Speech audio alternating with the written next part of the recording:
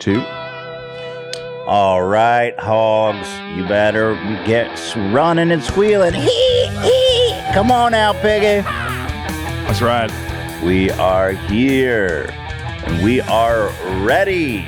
We've invested an additional $5 billion into the set this week.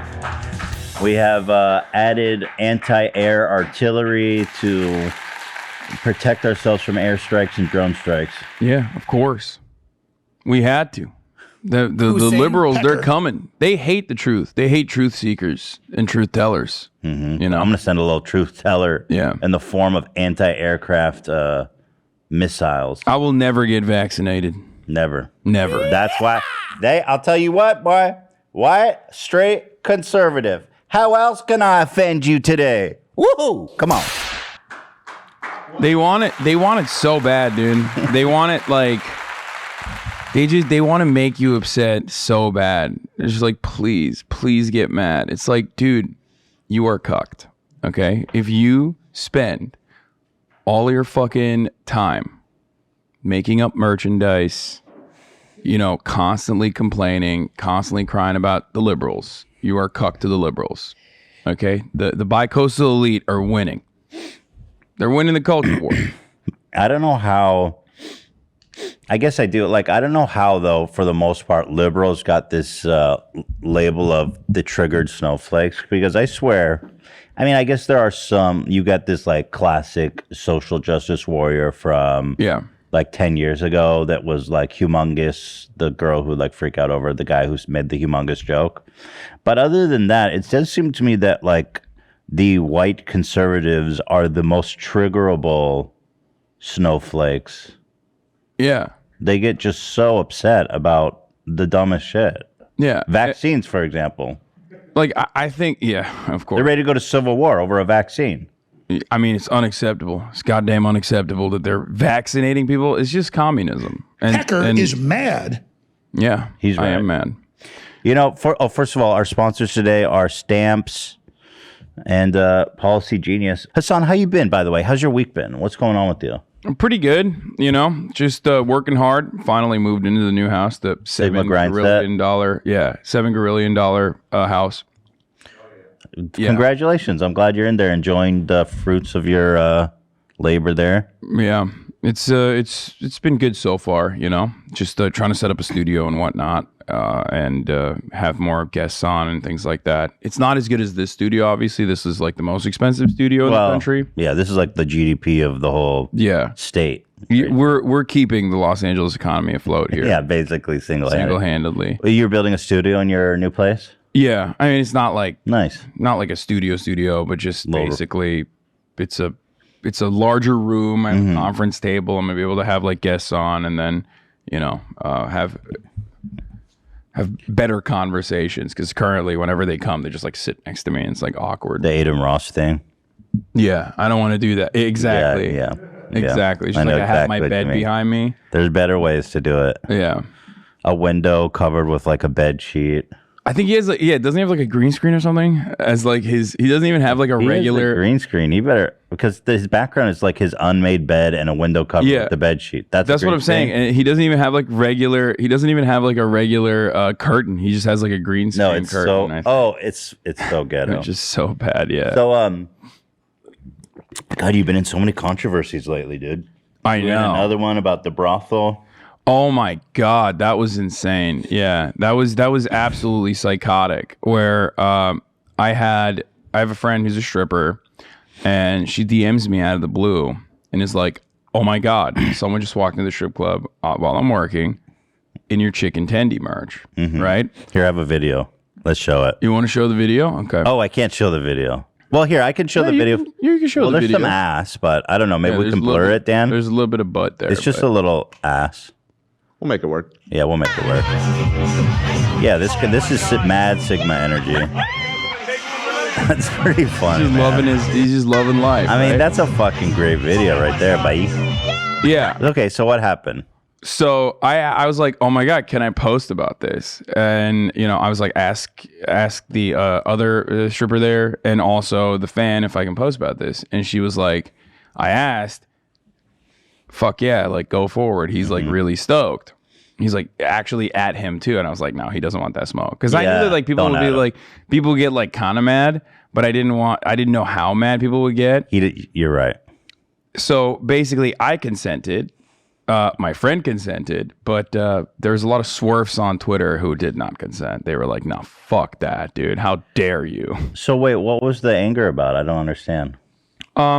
There are a lot of people on the internet that have really unique perspectives that are really polarizing, I guess, or they get like really passionate about like particular things. And there's a lot of people who just hate sex work. Like they think that all sex work is inherently like abusive. It's all coercive, and that like they'll adopt the aesthetics of someone who actually cares about the well-being of sex workers, but they're not. They're the legislation that they advocate for and the things that they say routinely dehumanize sex workers.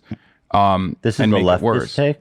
There are leftists who have these opinions too. Yeah, of course. That's weird because obviously the anti-sex work take is usually a conservative take of like it's immoral. Yeah. But I know there's a lot of women that make a great living from that, and you can do it in a safe environment. Yeah. And make a great living. So, and every time like the government takes action because they want to combat, the government always says they want to combat sex trafficking, right? And sex trafficking is horrifying. It's a it's awful horrible. thing. It's a monstrous thing. One of the worst do. things. Yeah. Except every time they say they want to combat sex trafficking, like Sesta Fosta, for example, they end up literally taking away resources from sex workers that use certain resources like back pages and whatnot to safely be able to do sex work. So this is a major issue. That's why sex workers like routinely fight back against this sort of stuff, but they're so marginalized and their voices are never heard. Wait, I'm really confused. So they pass a bill. They'll pass a bill to say we are going to shut down, for example, like websites that facilitate in like sex work. If you're like Backpages. Oh, you mean like a website that's like you can find an escort online? Yeah, Backpages, Okay. like for example. And it's okay. like, well, there's like certain websites where sex workers are able to.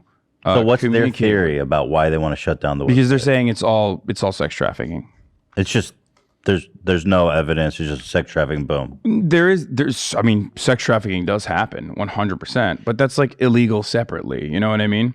But it seems like a website where you just find an escort would be a good place to potentially sex traffic. Well, that's precisely why you got to decriminalize it, so that the website can still operate, so that sex workers can still communicate with one another about like abusive clients and whatnot, right? Because this is like a huge issue. And I mean, that the ideal situation would be something like in Nevada, where it's like people can run a safe like place where sex workers can work out of, and then like the facility ensures their health and that the patrons aren't freaks and everything. yeah, exactly. I mean, that's the advocacy here in America, especially revolves around decriminalization, not legalization, full blown. Because I think like a lot of people are worried about like the corporate exploitation element. If it's like full blown legalized, then it's like, that'd be, you know what I mean? that's crazy to think. Because about. then you have like actual exploitation, like hyper exploitation. So Coca-Cola gets into the yeah, exactly. into the So escort game. but I mean, the thing is like people were just like super mad. There's obviously, I have a lot of haters who watch and I talk for 12 hours every day. So you're going to find something in my archives that you can like use against me. Sure. And I talk routinely about sex work rights and sex workers in general. And I have them on my show and whatnot too. So one of those instances I talked about like all the way back in 2010, I think. I went to a brothel called Artemis in Berlin. I have this video too. I'm gonna pull it up. So this is when people got really mad, right? So they were like, this piece of shit, fucking, you know, he's blowing his millions. Dog, I was in 2010, okay? That was fucking, you know. I'm gonna play the video so people understand. But I guess this was the reason people got really mad. So this is a clip. Escort, no shame. Obviously, sex work is real work. I've had sex with not even escorts, but also like straight. I've gone to a brothel, Artemis in Berlin, and had sex with the workers there. Yes. Oh. I don't hide it. I don't give a shit. Why would I? Yeah, so you saying that I'm you literally solicited sex. Yeah. And they're like, this is shameful. I don't. I'm so surprised by that because I thought a big talking point of on the left was like sex work is real work and all that kind of stuff. No, I mean, there's a lot of different opinions there. I mean, the left has never agreed on anything ever. So it's famous. I guess there's like a even further left that I'm not super aware of that kind of surprised me sometimes when I hear about it because I thought there was this universal appreciation and need. Like you understand sex work is just a necessity of society. It will never go away. It will always be here. The best the best thing to do is to give them the best conditions possible that's safe and enables them to work and make a living and do it on their terms, which is safe for everybody. That's like that's the best and most humane thing to do. And that's what sex workers want. Yeah, like that's if you talk to active sex workers, like that's what they want. But there are a lot of people like this that will oftentimes always like bring up one or two ex-sex workers, and there are plenty of ex-sex workers who are anti-sex work and like talk about the abuse in the industry, and there is a lot of abuse in that industry, partially or not even partially, like almost directly a consequence of how in the margins that that entire industry is, how it's like a shameful thing that we need to like push to the side. So that allows really horrifying things to happen, right? So instead of decriminalizing and like having an honest conversation about this, we like kind of push it, we brush it aside, and then allow that rampant abuse to continue. So my argument is like, I'm very open about it, but they were upset. They said that this was like unacceptable. Why? That guy, Alex, is like, he's like a fucking investigative journalist who I followed for like a long time too. He's like, the guy who tweeted it out? Yeah. And but he didn't. Oh, this is how he blows his shows a lot about his fucking investigative reporting because he says here that turns out the brothel went to so he could have sex with quote workers was rated in 2016. Yeah, they're not workers. They're not workers. So by the way, they're all slaves. Like that's what he makes it seem like. So he clips this article, right? And first of all, it's in 2016. I don't fucking know what's going on in a brothel. You know what I mean? Like I'm supposed to know what could have happened in the future because he's saying that this is indicative of all brothels. All brothels are like this, and it's hyper specific to the sex work industry. And it's not like, it's different than the Purdue Chicken Factory that's like hiring undocumented immigrants because it's not. The entire argument reduces to sex work is not real work. It's like just abusive and exploitative and horrifying. And it's all sex trafficked people that are exploited and coerced, right? That's the way that this guy operates. That's the way he thinks is going on. And there's plenty of examples that you can point to prove that point, right? So he posts this article as though like I'm, morally culpable in this situation. But then I looked a little bit deeper into it. I was like, that's kind of fucked up. I mean, not kind of fucked up. It was super fucked up. What is it? First of all, it was for fucking tax evasion. Yeah, okay? I saw that. And secondly, there was accusations that like there might be sex trafficking going on, but all of the people that were pointed to in that situation, they were released. And I believe the brothel is now suing the city of Berlin for damages too. On top of that, I actually have an excerpt here. It says the Berlin authorities raided Artemis in a human trafficking investigation. Some people on let's see here. Basically, what they do is, I guess the authorities do routine investigations. They drop in to see if there's any like human trafficking there. They didn't find any human trafficking there. Yeah, but he's implying that there was. Right, because what they actually did arrest people for, as you said, was tax fraud and withholding Social Security contributions. So there was no arrests about human trafficking, in fact, and it's routine. And anyway, it was the people arrested were related to tax fraud. Yeah, I mean the fucking brothel is still in operation. Yeah, it's not like. You know what I mean? Total bullshit. I mean, what the fuck? Why would he do that? Well, because he has an agenda. A lot of people on the internet have their own particular agenda. But why the left eating their own like this? I just don't understand the dude. Well, I mean, I think that he just Well, it helps. It helps his Investigative brand. reporting into Philip what, bro? DeFranco covered it. It was his name gets mentioned with Philip DeFranco. His name gets mentioned here. But if he cares, in why is he article- eating his fucking his own people? I just don't understand. I don't think he sees it like that. He cares more about like his swerf POV than anything else. Like, and it was obvious. Here he is. that was the case. Here's a real shot of him drafting his tweet by hand. Yeah. About you participating in human trafficking. And for those of you who don't know, SWERF means sex work exclusionary radical feminist. It's the same as you might have heard TERF. Oh wow, okay. Trans exclusionary radical feminist. These are like, terms I don't use on get the internet. that. I just don't get it. It's like I'm sorry, but sex work is just a natural fact of life. So I mean, what are you going to do about it? Like, so people want to do that. Like people enjoy that. Like, They will and and it's always have. incredibly popular. Like a lot of people consume porn, for example. I think it's like just incredibly hypocritical of me to, consume porn and then not like advocate for the interests of the people that make it. You know what I mean? It's ridiculous. Like, why the fuck would you not do that? Like, it's no different than how like conservatives would be like, yeah, run football, man, run. And then like the moment that they kneel for the national anthem, all of a sudden, wait a minute, that's a real human being with real problems. In a lot of instances, they're black and, have a higher likelihood of being victims of police brutality, and they want to talk about it. Then you remember like, oh, this is not just an entertainer that's like dancing and running for, my desires, but instead a real human being with like real issues. And then they get very upset. And it's kind of like that. A lot of people want to consume porn.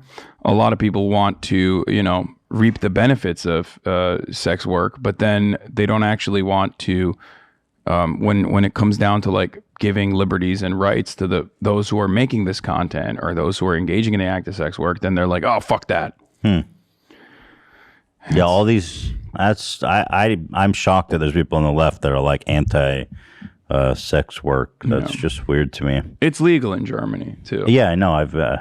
There's like a whole red light district. It's crazy there. Yeah. From an American perspective, it just seems like hard to even imagine. There's like a whole district in Germany where you walk into it and they have like open street brothels, women literally behind glass. You can walk through the brothels. There's women trying to get you to come. Goodness me. Shatner loves that. Trying to get people to come into their room, and it's just like, whoa. I went there when I was like 18. I didn't sleep with anyone. It was just, I was a baby. I was a virgin. I was like just scared. I was just walking through there like, what the fuck? Yeah. Crazy. And people look at that and go, well, that's fucked up. Like you're objectifying yourself for the male gaze or the male desire. And there's this like weird understanding or meme on the internet that like all sex work is exclusively created by like exploited and abused women for the interests of just like cisgender, heterosexual white dudes. That's not the fucking case. There's a way better argument that it's an empowering. They're owning their sexuality and making a great living, especially if they're doing it in a safe way. Exactly. Hamburg's red light district. That's where we. Well, it's hard to shake off that conditioning. If you like grew up in the Western world that has like really puritanical points of view, especially in America against like sex in general, then it's really hard to like reprogram yourself to be like, wait, maybe this isn't all that bad. Maybe this isn't that crazy.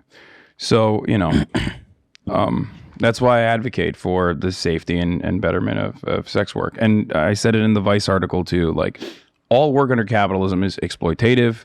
It's done under coercive conditions. If you're singling out sex work, then you have more so a problem with sex and not necessarily the work itself. In Chicago, what do you think about police unions? I hate police unions. So what's the You love unions. Yeah. Hate police unions. Well, the reason for why is because police serve the interests of capital rather than the interests of the working class. That's why leftists consider police to be class traders, while they themselves are technically of the working class. I see. They work against the working class historically and also in contemporary society. So what I mean by that is historically cops have always busted through the picket line, helped scabs push through into the factories, and have always engaged in counter-revolutionary activity at the behest of the bosses. And you see that everywhere. I mean, you see that in like the Line 3 protests, where actual cops, off-duty cops, are being hired by the pipeline to go and beat the shit out of, like, quite literally torture some of the protesters there, for example. So it's like, this is what they do. So their unions, and that's the only reason why their unions, despite being part of AFL-CIO, their unions are probably some of the most strongest, and if not the strongest, and that's because they serve the purpose of capital rather than the working class. So what's the rule there for like good union versus bad union? I mean, there's like, I don't even think about it like good union, bad union. I just think that like the only reason why they're able to thrive in the way that they do and have a robust union is because, once again, they are the last line of defense between the working class and those who own capital, the wealthy. And if they didn't exist, then, you know, if there was any sort of like uprising or anything like that, which is very unlikely in present day, but if there's any sort of like labor action, for example, labor momentum, they bring in the strike breakers, you know? Because the reason I ask is because we were just joking about how like they're ready to go to civil war over the vaccine.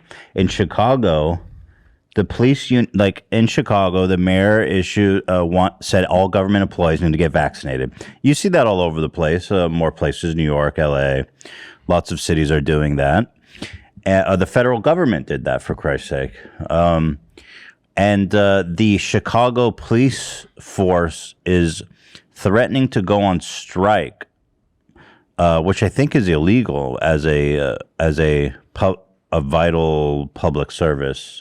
Yeah. Obviously, that's debatable. But so what they end up doing, because they can't go on strike because like otherwise you would have no EMS or you would have no first responders and whatnot, and people would start dying.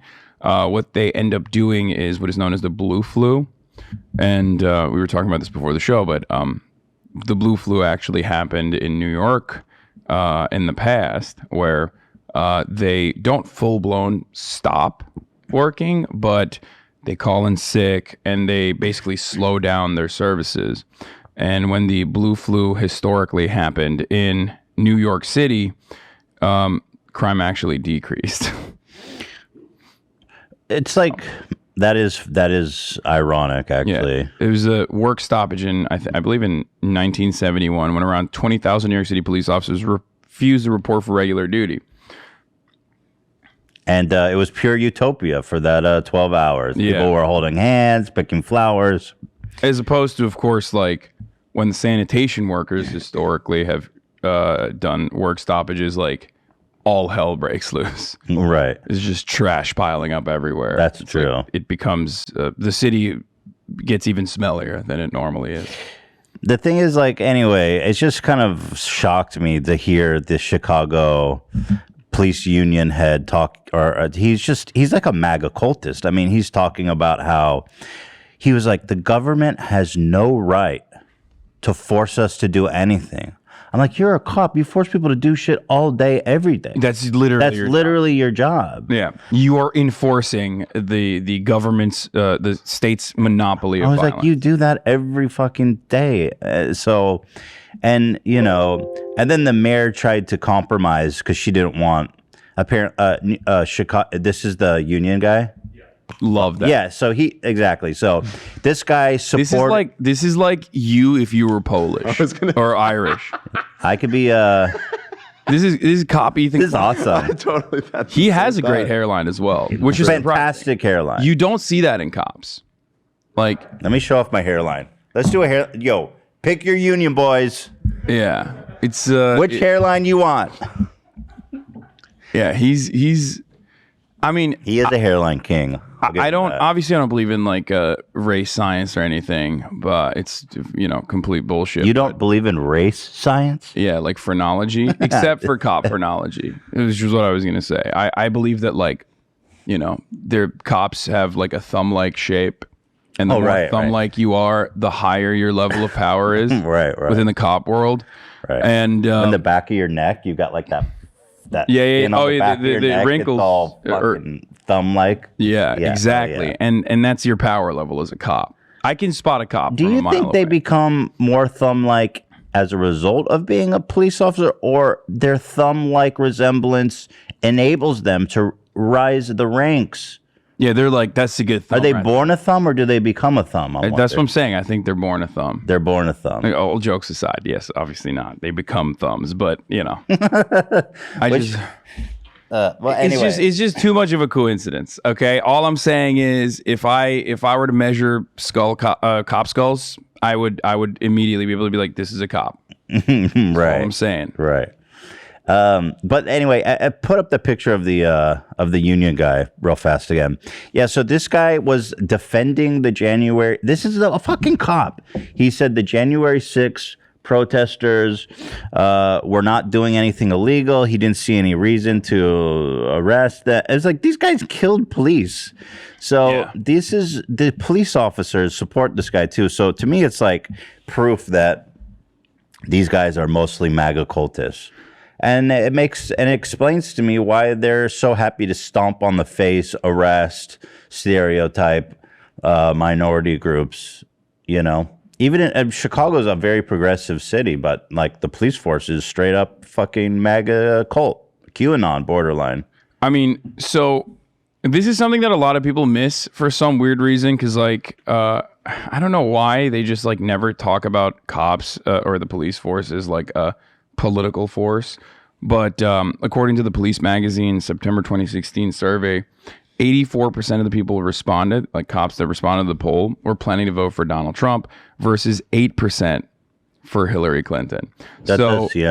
Yeah, so these guys are, I mean, cops have historically always been reactionary, and very openly are they, pro-Trump. They love it. They love Donald Trump. Donald Trump is doing everything they wanted them to do, you know? It is surprising because the biggest police forces are in very progressive cities.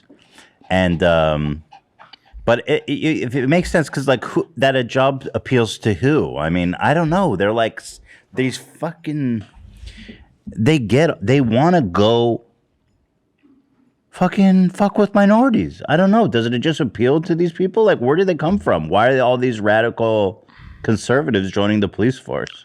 I think the job shapes you for sure. Because like that's you're a tool, right? That's your job.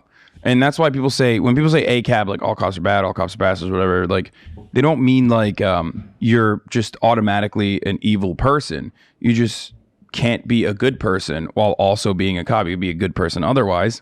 I don't know how many are. I'm sure there are some. Yeah, I'm sure there are good cops. But ultimately, you can't be a good person while in the act of being a cop, because you're enforcing all of the laws, right? And a lot of those fucking laws are directly slanted against poor people, directly slanted against black and brown people. So if you're going to do that, then you can't be a good person while in the process of doing that.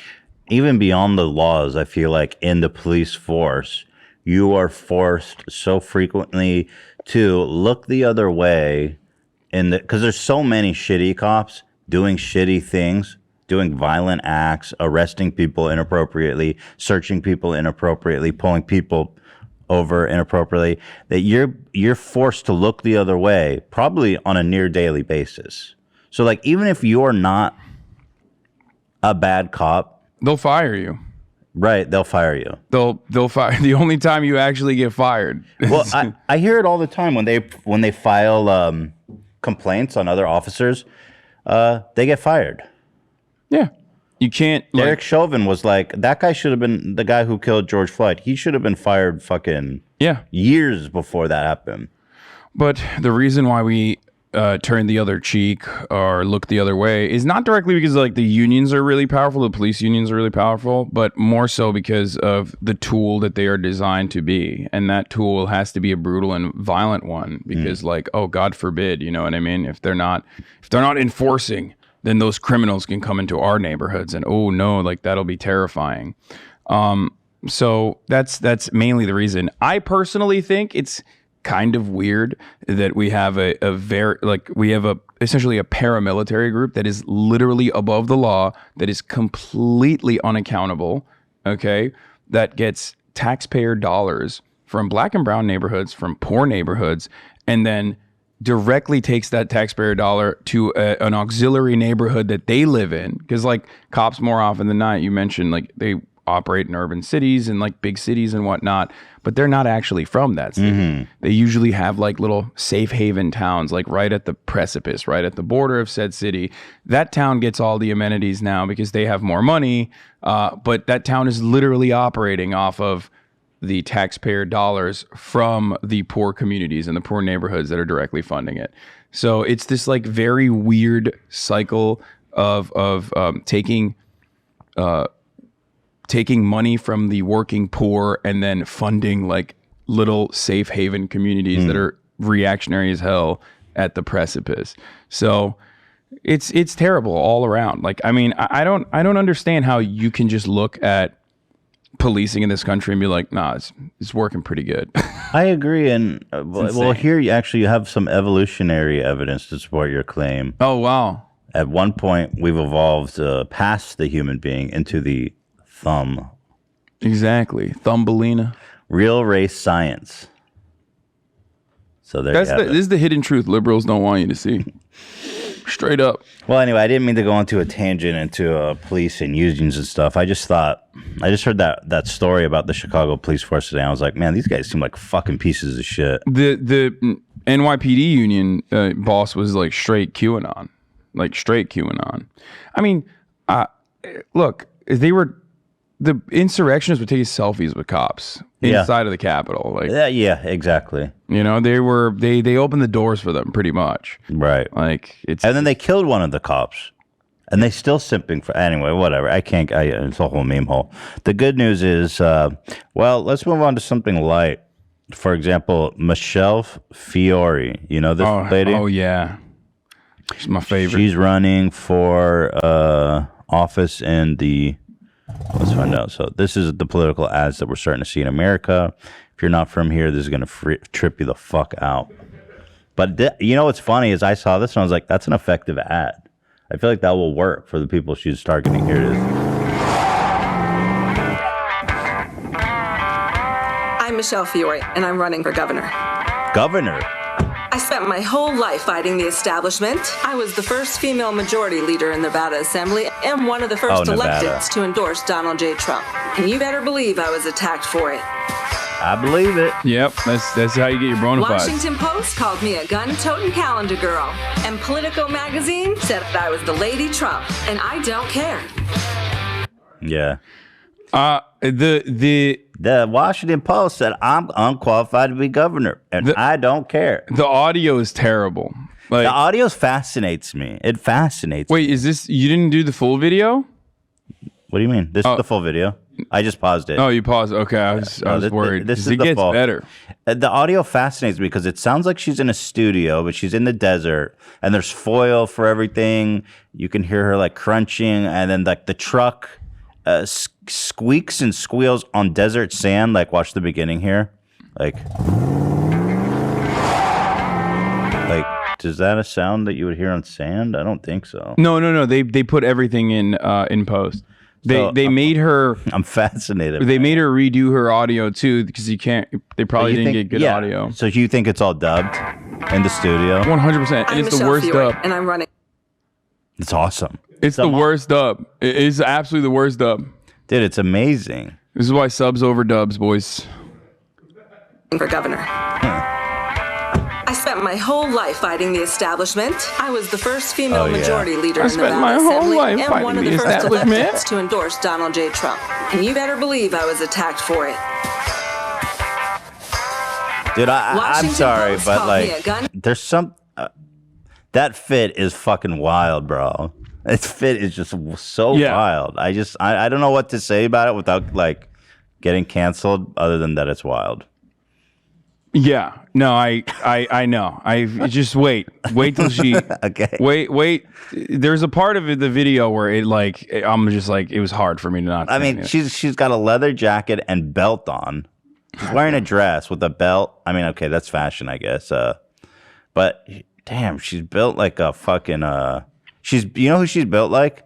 Alex Jones, top heavy. Yeah, she's built like a tank. Built like a fucking brick wall, dude. Washington Post called me a gun-toting calendar girl, and Politico magazine said I was the Lady Trump, and I don't care. Washington Post said I am completely unqualified and will ruin the state.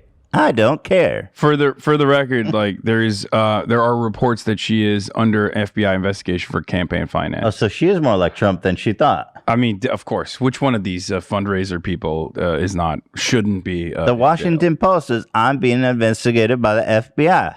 I don't care. We need outsiders, fighters, not the same old boring, moderate, compromise, blue blazer politicians. Let's start with a 3-shot plan. Ban vaccine mandates, ban critical race theory, and stop voter fraud. That'll fix our great state. Those are the 3 most important things affecting our state right now. In the state of Nevada. Yeah. Is voter fraud, vaccine mandates, and critical race theory.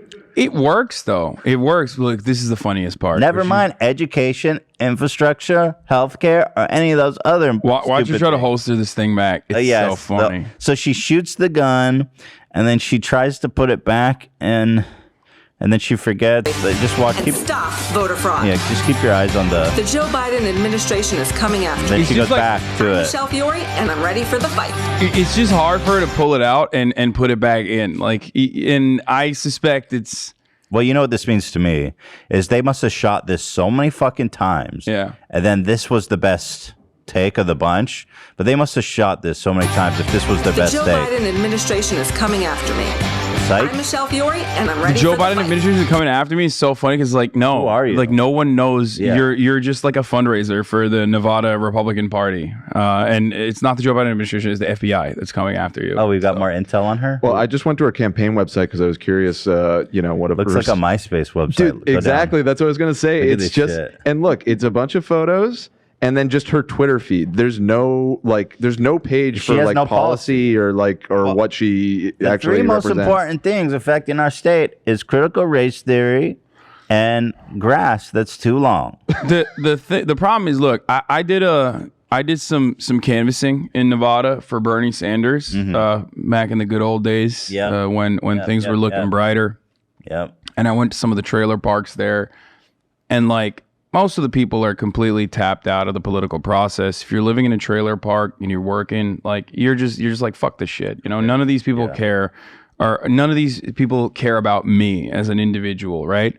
But when they do care, they were very Republican. Now, does that mean that they deserve to be in the trailer park? Of course not. And I want to improve their material conditions regardless. But there are a lot of people that would respond positively to this and be like, yeah, that person does represent My initial reaction was like, this is gonna work. Like this is good shit for the target audience. Yeah. They're like but that's the irony. From a trailer park in the middle of the fucking desert. They're like, those are the 3 most important things: critical race theory, COVID vaccines, and well, it's because that's what they consume, right? It's like all they consume is fucking Fox News and like right-wing propaganda from Sinclair Broadcasting that like controls all local news. So they are terrified of vaccines. They don't want the vaccine, libtards forcing the vaccines on them. You're in a trailer, bro, and you're worried about critical race theory. What about like healthcare, infrastructure, healthcare, better workplace conditions for you? Because like these guys are still working, and they're working in dog shit conditions. Pensions, benefits, pay, Social Security, child care, the minimum wage. Like pretty much every single thing that's in the 3.5 trillion now slated to be 1.9 trillion. I'm more worried about critical race theory being taught to my kids. And it sucks, but I mean, there's definitely a problem within the Democratic Party as well. I don't think they fucking lion's suck, bro. share. I don't know how they're fucking it up every year after year. The Democrats. Well, because they don't really care. It's like you have the real shit on your side. People want real shit, but like somehow critical race theory is beating out yet again. Like people, you hear them on and on about critical race theory, and people are fucking like can't. But it's so, childcare. But that's so obvious, though, that like the critical race theory is just like a culture war issue, a wedge issue, if you will, that they have cultivated, that they've created. Not a real thing. It's not a real problem. It's not. It's nothing. Really, it's nothing. It's literally nothing. Yeah, and it goes away too. Like it's so obvious. Antifa was a critical race theory in the Trump administration. Like originally it was Antifa, then it was like mask mandates, then it was critical race theory, and then it was the vax mandates. And it's always like they just move on to the next thing and totally forget about everything else. What do you got here for us, Dan? I was just showing all the Republicans. This is who's running for governor. The wonderful Republican candidates running for governor in Wait, Nevada. those are all so we've got Michelle Fiore, who we just met. Joey Gilbert from Reno. I love that. That's his photo that he submitted. I guess it's just because that's his Wikipedia page because he's a professional boxer. So. And then who else we got here? Typical white Republican-looking dude and a cop. So yeah, there you go. Sheriff Joe Lombardo. There you go. Something tells me it's gonna be one of the two right guys. No, I mean, so Nevada is interesting. I mean, it's the current governor is a Democrat, so yeah, it's a blue flips, swing state. So I don't know if Republicans are easily going to control the Nevada gubernatorial race at all. Yeah, but have you heard about critical race theory? That is the most important thing affecting my life. Yeah. Do you have kids, sir? No, I don't. Yeah. Or when they do, you know what actually is beneficial? Expanding the child tax credit. Super popular provision that Republicans are blocking. About the that's if you do have children, that is a million times more important than fucking critical race theory. Is like getting child tax credits, like getting money back for I don't know. My child improving comes home child feeling care. guilty, like they did something wrong. That seems more important.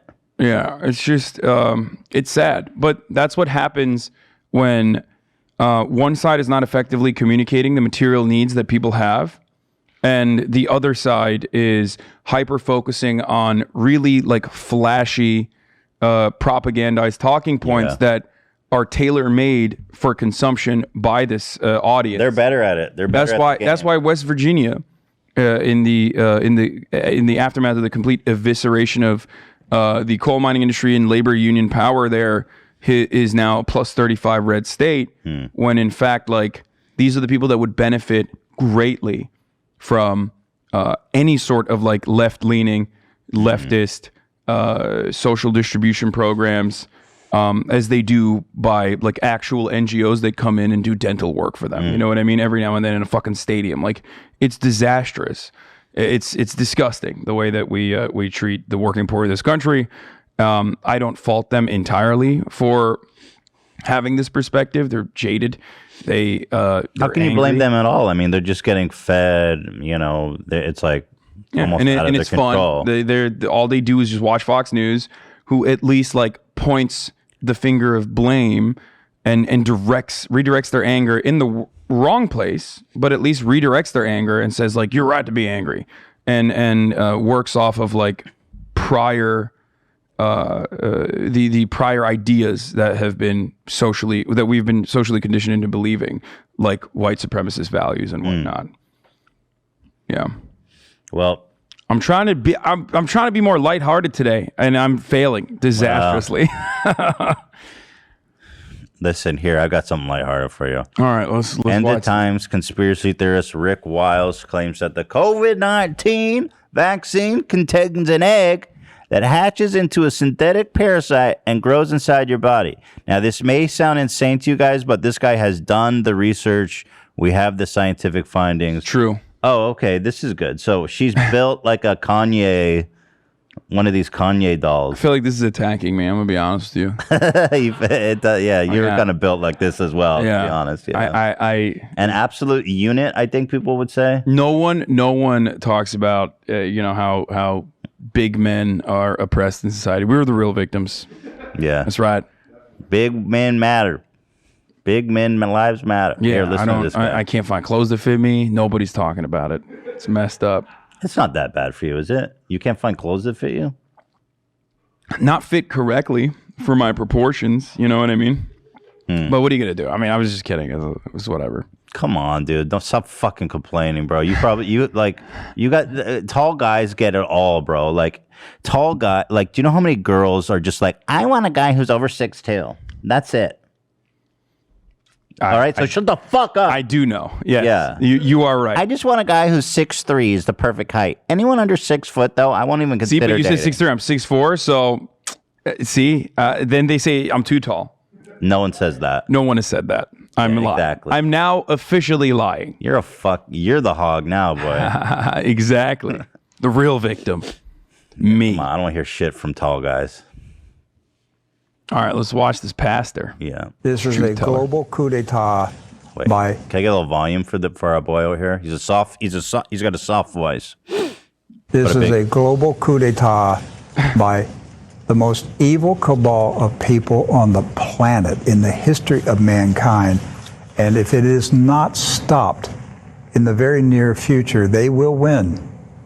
That's what's at stake, control of the world. They're putting eggs in people's bodies. If you didn't see yesterday's True News, you need to watch it. It's an egg that hatches into a synthetic parasite and grows inside your body. Can you believe that? I can't. This is like a sci-fi nightmare. Like a sci-fi movie. And it's happening in front of us. This is a global So what happened? Did this dude smoke some of that K2 or whatever, some synthetic marijuana, and was like, I'm watching Alien? Like, yeah, I have a whole sign. Actually, can you guys drop the link here? Yeah, he's got a whole kind of pseudo-scientific research paper into how the eggs hatch in the vaccine, and apparently it's something like in the Matrix. I don't know if you remember this, but I think this is probably where he got the idea, where that bug goes in Neo. Yeah. At his belly button. Yeah, he watched that and was like, this is real. This is what's going on. In the I feel like, I love he's plagiarizing. I love how he goes, can you believe that? Can you believe that? It's like, no. No, but they can. Yeah. The people that are listening He's like, can. can you believe this is like it's like a sci-fi dystopia. Can you believe that? He literally says it's like science fiction. It's like fiction. It's like something it's that I almost made like up. fiction. Yeah. Because it is. He plagiarized this. Like he did not come up with this on his own. You know what I mean? Yeah. So, but there's a paper for it. You're saying? Yeah, but I mean, there's just the amount of crazies in this country is just staggering. I mean, they are everywhere, and you can call in right now to True News with a donation to fight the parasites in our blood. It's just always wild to me. I mean, I guess like I understand why like these guys are popping off, like the guy Greg Locke, right? Yeah. James Fetzer exposing falsehoods and revealing truths, brother. Yeah, when I dug into it, this is his website. Seems to be yeah. So this is the virus they've captured. Something like this is going to develop inside you. Oh, so this isn't it? Just something like this. What's the name of the doctor? Look at this shit. What I the believe fuck? this is the image that they point to. This is the supposed. what That's awesome. Here they said parasite that may have been identified. Oh, may have been as Hydra vulgaris.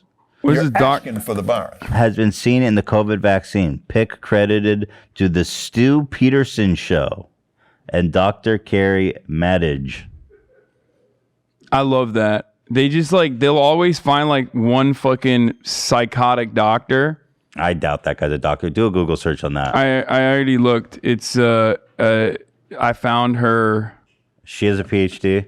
She's an osteopathic internal medicine doctor and stands for freedom, truth, great love, child of God. She's got a Rumble page. Okay. Oh man. And but her Instagram is just full of like lions. Throw it up. Elite Global Leaders Conference. Talking about. Wait, can Hassan put stuff up, Dan? No, but I can send it. If you send it to me, I'll pull it up. Okay. Is there a way to actually, just as a side note, is there a way to get him access to this TV so we can put stuff up too? That would be a technical challenge, but I feel like we could do it. We can do anything here on Leftovers with this $1 trillion. Yeah, I mean, studio. our budget's insane. Yeah. So here it is. This is her Instagram. Oh yeah, the lion imagery is powerful. Should I give her a follow? Yeah, let's keep an eye on her. On the podcast account? Let's keep an eye on her. Yeah. Oh, man. They won the Nobel Prize. This is like the page when someone's unwell mentally. This is what their page looks like. 100%. Yeah, it's just like, wow. Look, I have given you authority over all, the power of the enemy, and you can walk among snakes and scorpions and crush them. Nothing will injure you. Luke. Wait, except that Hydra, the Hydra in the Bible passage, it starts with look. That doesn't sound. I could be wrong. It says Luke 10:19. You can fact check it. Maybe it starts with Luke, but they changed it to look. No, Jesus. They added the look, huh? Look, folks. In homage to Joe Biden. Look, folks. Well, there's a lot of versions of the Bible, so. Yeah, they got patch notes up in this bitch. Yeah, so shout out to. Yeah, shout out saying to these that guys. Doctors have died or something to present the truth to you. It's just like, it's just crazy madness. Like 98% or 96% of doctors have gotten vaccinated, and like like 98%. Yeah, and it's like you're so desperate to find like the 2% of doctors is like, yeah, no, this is fake. This is actually fake. Yeah, and hyper focus on it. Well, they do the same thing with global climate change. They do the same thing with every like wedge issue that they're trying to propagandize. And it's fucking bullshit. And they're really good at it. But I think it just like comes from, these people are bored. They're looking for like fun stuff, and this is fun. You know what I mean? This is like, yeah, it's I'm living in the Matrix. It's like what a child. When I was a kid. Yeah. That's what I would do in my child brain. And I feel like a lot of conservatives just like straight up have child brain where they are like, I do live in the Matrix. Like I am the main hero. And right. I'm the one who knows, what the real truth is about the vaccine. It's called the main character syndrome. Yeah, exactly. Anyway, rest in peace to the GOAT. Colin Powell. This is my favorite quote about Colin Powell from Kurt Vonnegut. He said, "The last thing I ever wanted was to be alive when the three most powerful people on the whole planet would be named Bush, Dick, and Colin." I find that to be a little cringe, but hey, that's just me. You don't like that quote? No, I think it's so cheese, dude. But hey, whatever. It's such a great quote. Oh, you were even snickering. I know. I'm just laughing because like it's whatever. Bush, Dick, and Colin? Yeah, I mean, how are you going to sit before me and tell me that's not fucking hilarious? I know. I don't know. It reminds me of simpler times, like the anti-Bush liberal era. So like at least I feel a sense of comfort from that when like liberals were actually anti-war and Dick, not like Bush and Colin, and not totally on board. Well, anyway, Colin, rip to the GOAT. Are we going to talk about the real story here, though? Yeah, Trump. Like, I don't really care about Colin Powell. I think he is a horrible monster for the most part. I mean, look, if you worked with the Reagan administration, that's already like you're disqualified from ever being covered gently in your passing. Also, on top of that, he is and forever, hopefully, will be remembered as the guy who lied to the United Nations. Yeah, that's his legacy. To go to, Iraq, and that's his legacy. And he claims that, like, he felt really bad about it afterwards. Like, oopsie. It's like, dude, you literally had every opportunity throughout that administration to at least try to right the wrongs that were conducted, and you didn't do that. And once it was fashionable to do so, only then did you come out and you were like, oh man, I felt really conflicted about that.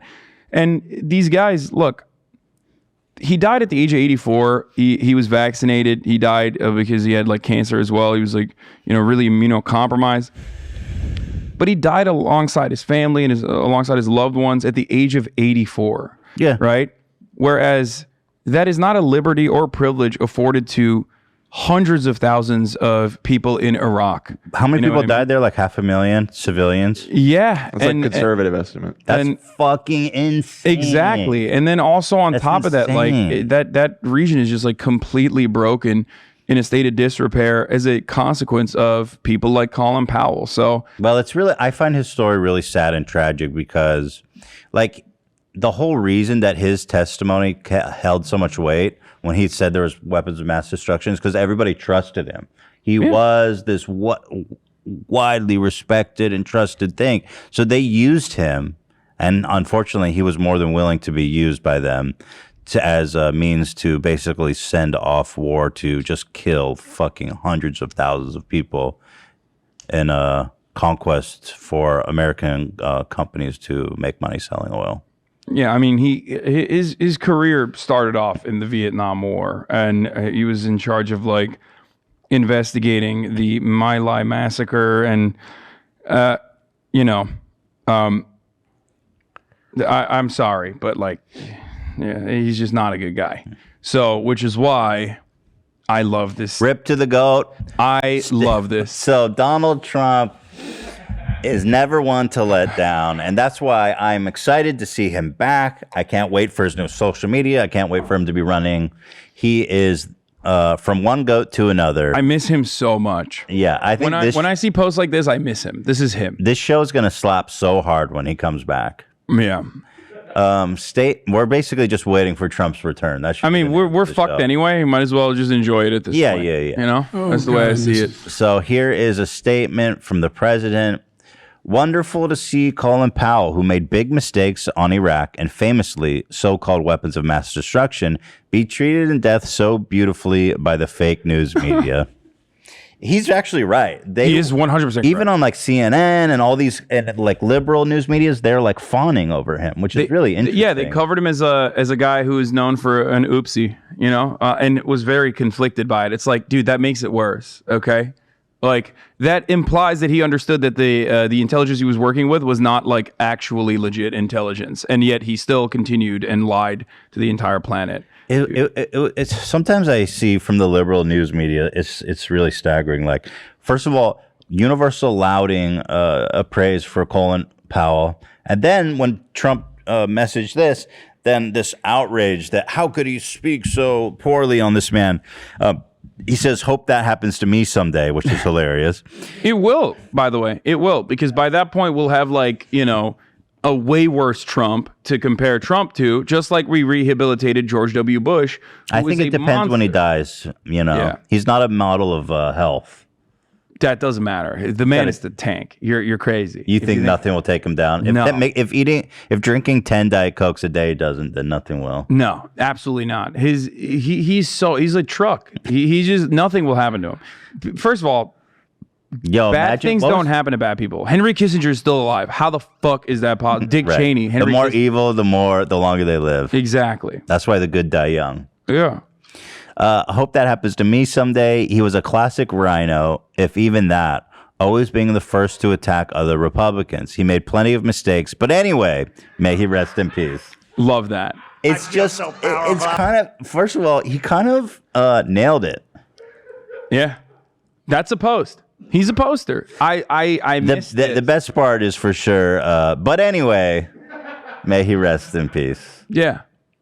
It's just like Donald Trump is he is a petty bitch who loves drama. He's so sassy, and that's his best quality. And, you know, it comes out in moments like this. And it's just usually the people have more reverence for people in death, but like Trump, and he does this all the time. He will tap dance on your grave. Oh yeah. If you've ever crossed him in life. 100%. And it's fucking incredible to watch. I don't even think Colin Powell like crossed him per se. He probably had a lot of words for Donald Trump. I think he said something. I think he. Oh, of course. He said he voted for Hillary or something like that. Yeah, I mean he was also an advocate for. He was an advocate for Barack Obama, if I'm not mistaken. Like he was the reformed. He's the worst kind of Republican. I just like. At least these like psychotic QAnon supporters are more honest in their mania. I find the Never Trump Republican to be so disingenuous and so awful, and their rehabilitation from the media is disgusting to me. Like, you have people who worked in the Bush administration that literally have untold amounts of blood on their hands criticizing Donald Trump. Does Donald Trump deserve criticism? Of course he does. Is Donald Trump an asshole? Of course.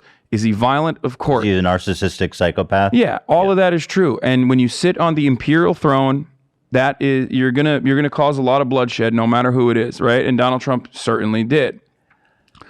But the people that are criticizing him, like the Never Trump Republicans that worked in the Bush administration, shut the fuck up. Spare me your fucking bullshit virtue signaling. You are a monster, dude. Wait, so I'm also fascinated by the fact that like now we look at George Bush and we go, look at this guy. He paints, he golfs, he friends with Ellen. He's friends and like and Michelle Obama. He gives candy to Michelle Obama. But can we say for sure like that Trump is worse than Bush? Because like yes. You think Trump's worse than Bush? Without a doubt. Well, because Trump only had one term. Bush had, more time to really destabilize. You're saying Trump is worse than Bush? No, I'm saying Bush is worse than Trump. Okay, sorry, I got that confused. Yeah, I think so too, because I remember when Bush was president, the Iraq War alone is kind of a pretty fat feather in the cap. The war on terror, the Patriot Act, like that's one actually Katrina domestically. If you think about like Bush's horrible response to Katrina, for example, like that was. These are all things that we like swept under the rug. Trump botched COVID, obviously, but like I feel like the Iraq War has to go down. I mean, even if you go to Vietnam, like how many Vietnamese people did America kill during Vietnam? It's probably nothing compared to the amount of people that died in Iraq. I'm not entirely sure on the numbers, but when you not to trivialize Vietnam, which was horrible. It's comparable for sure. Yeah, a lot of people. I thought there was like a few 100,000. The problem with Vietnam comparison to just simply Iraq or Afghanistan is that like Iraq and Afghanistan are not standalone, right? You have Libya, you have what's going on in Yemen, you have what's going on in Syria, you have ISIS. So like that destabilization had a massive exponential amount of human casualty. Just the fallout. Yeah. According to this, it's 1.3 million total holy deaths. Fuck, that is way worse. That is horrifying. 2 million civilians died. It's hard to compare too, though, because the Vietnam War was genuinely a civil war as well. So I don't know how many of those deaths were U.S. I mean, I'm sure a lot were U.S. Caused, but there's still children being born with defects as a consequence. America was just straight up carpet they were just dropping fucking Agent Orange, baby. Lighter fluid, basically just burning the whole country. That was untold amount of war crimes, just horrifying. We really did not learn our lesson there, and did the identical thing in Afghanistan as well. The only lesson that the American government learned there is like how to cover it from the media point of view, Yeah, because the Iraq War wasn't really. Yeah, no, until recently, it's been like, okay, cool. No, you don't show caskets, like you don't show the human casualty on the American side, so that we can just like easily refuse to look into it, and you keep going back to Applebee's and like living your life as you normally would, while people are just Applebee's, the opiate of the masses. We actually have to go to break. We'll be right back. We're gonna do a quick break, and we got plenty more to come. Time to take a short break. On the other side of the front, my friends. Compared to pumpkin patch photo shoots and costume planning, you doing any of those pumpkin patch photo shoots this year? Oh my God, I love that. That's my thing. Yeah, I'm looking forward to those. Yeah. Compared to that, shopping for life insurance with Policy Genius can be one of the easiest tasks on your October to-do list. Policy Genius makes it easy to compare quotes from over a dozen top insurers all in one place. Why should you compare? Because you can save 50% or more on life insurance by comparing quotes with Policy Genius, and you could be saving $1,300 or more per year on life insurance by using Policy Genius to compare policies. The licensed expert at Policy Genius work for you, not the insurance company, so you can trust them to help you navigate every step of the shopping and buying process. That kind of service has earned Policy Genius thousands of 5-star reviews across Trustpilot and Google, and eligible applicants can get covered in as little as a week thanks to an award-winning policy option that swaps the standard medical exam requirements for a simple phone call. Yeah, that's good, because they get one look at me and they'd be like, "No, I'm not insuring you." Is that right? You're not insurable. So the phone call works out for me. This exclusive policy was recently rated #1 by Forbes Advisor, higher than options from Ladder, Ethos, and Bestow these notes on the competitors. That's right, dude. Yeah. Fuck the competitors. Yeah. You don't even have to It's think all about about it, dude. Freaking Ladder, dude. Not even doing a good job comparing. A ladder? Where are you climbing? To wasting money? Yeah, that's right. Policy Genius. Getting started is easy. First head to policygenius.com/leftovers. In minutes, you can work out how much life insurance coverage you need and compare personalized quotes to find your best price. And when you're ready to apply, the Policy Genius team will handle the paperwork and scheduling for free. Policy Genius doesn't add on extra fees. So head on over to policygenius.com/leftovers to get started right now. Policy Genius, when it comes to insurance, it's nice to get it right. Testing you. Yeah, I'm on it, dude. Thank you, guys. You got, let me see the graphic real quick. Just double check we're good. Stamps.com/leftovers with code leftovers. Perfect. And policygenius.com/leftovers. Looking good.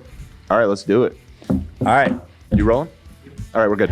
If you got a small business, you know there's nothing more valuable than your time, so stop wasting it on trips to the post office. Stamps.com makes it easy to mail and ship right from your computer. Save time and money with Stamps.com. Send letters and packages for less with discounted rates from USPS, UPS, and more. Badass. I know you love the post. I do. I love the postal service. It's great. How else are you gonna have little chickens delivered?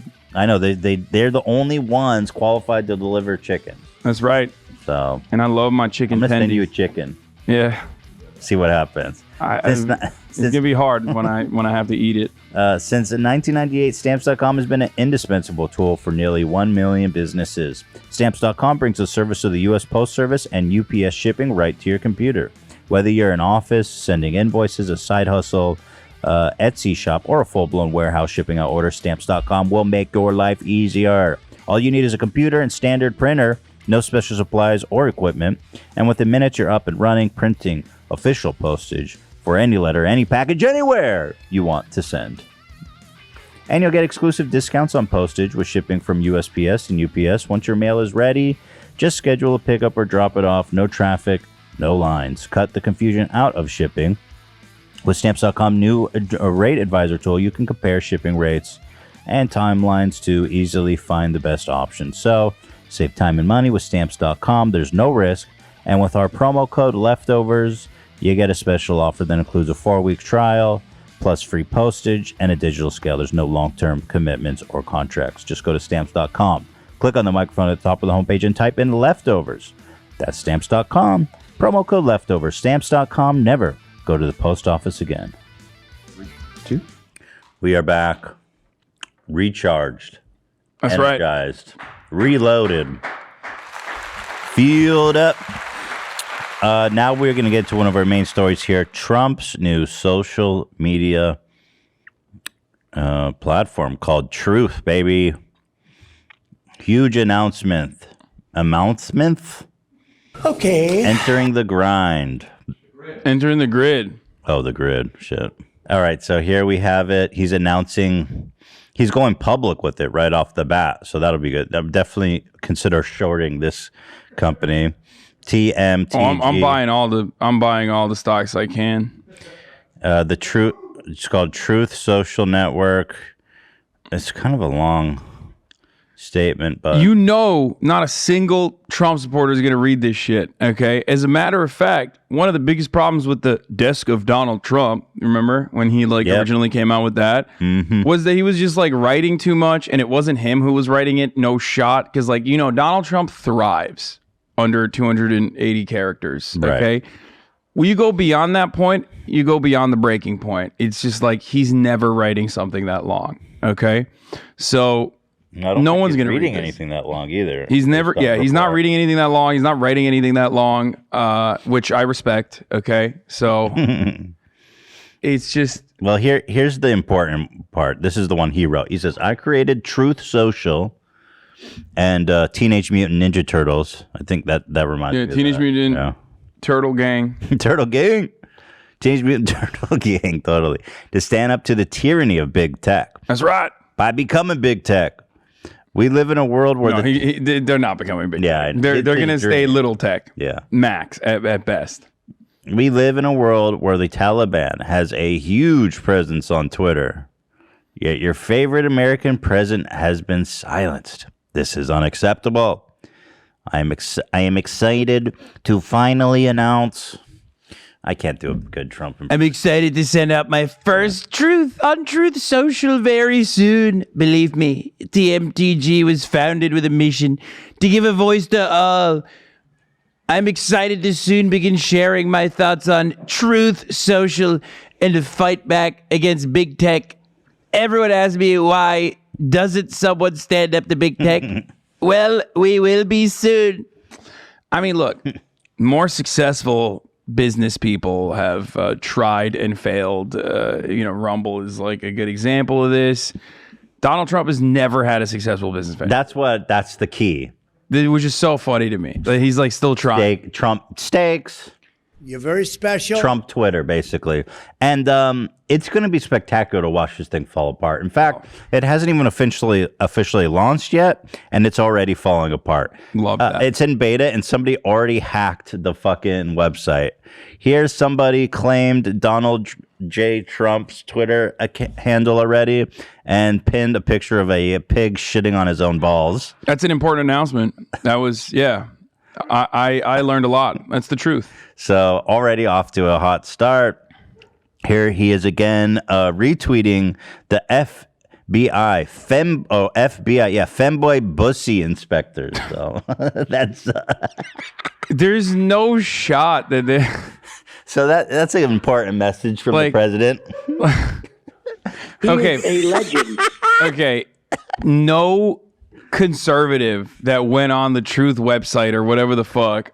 I feel like there's 8 people on this website right now, and they're all leftists. Because no one knows what a fucking femboy is on the right. If they did, they would lose their mind. You telling me he doesn't know what a femboy bussy is? Yeah, no. I just learnned about bussies a few weeks ago. Exactly. So those words are not used by conservative divorced dads. Here he is tweeting at Jack. Apparently, is on hit on this new social media. Hey, Freddie's in his hoodie.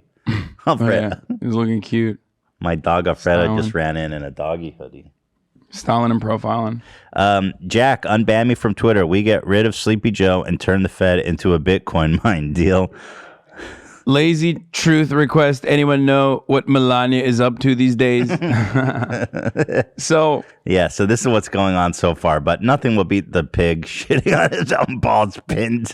I mean, Parler had a massive leak similar to this in the beginning. All of these platforms that are like marketed towards conservatives exclusively often have like really shoddy cybersecurity protections. Well, the problem is that cybersecurity, these hackers it's so advanced now. Yeah. It's actually super expensive. You need like a massive operation to prevent people infiltrating. And I found out that broke boy. And I found out that basically the reason that this keeps happening to all of these platforms is they all use this.